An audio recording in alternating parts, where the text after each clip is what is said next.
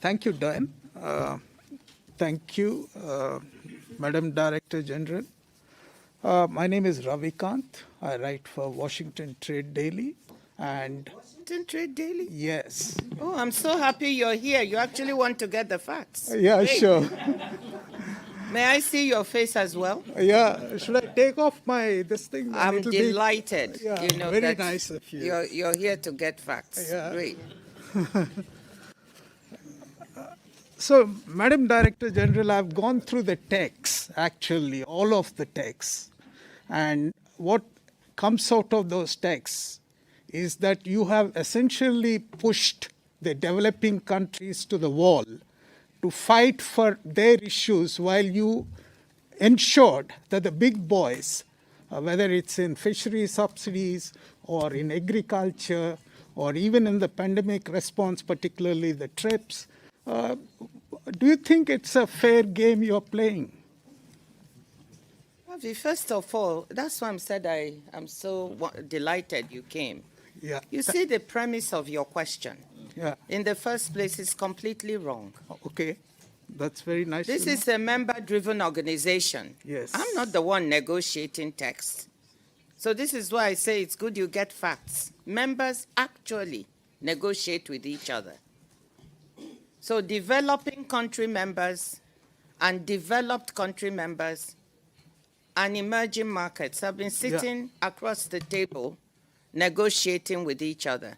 So whatever the outcome of those negotiations are is what you see in the text. Now, the value judgment that you've put in there, that developing countries have been pushed to the wall, I would question that. I think you shouldn't prejudge.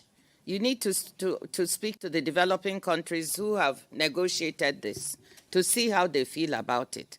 And the last point I want to make about this is I'd like to remind everyone that the WTO is a negotiating forum. That's why you have so many lawyers. I'm an economist, very simple-minded. But what I'm finding is that it's becoming a diktat forum.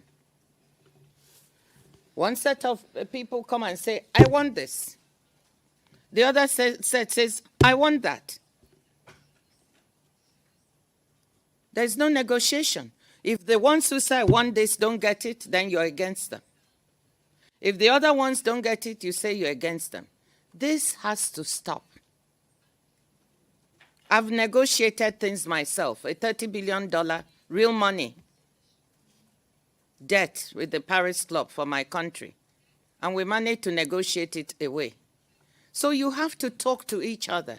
And that means there has to be compromise. No one side is going to get 100% of what they want. So I think the developing countries have very fierce advocates who are very smart. And the mere idea that they were pushed to the wall, I think you should allow them to speak for themselves. Thank you. Thanks. We really have only time for one more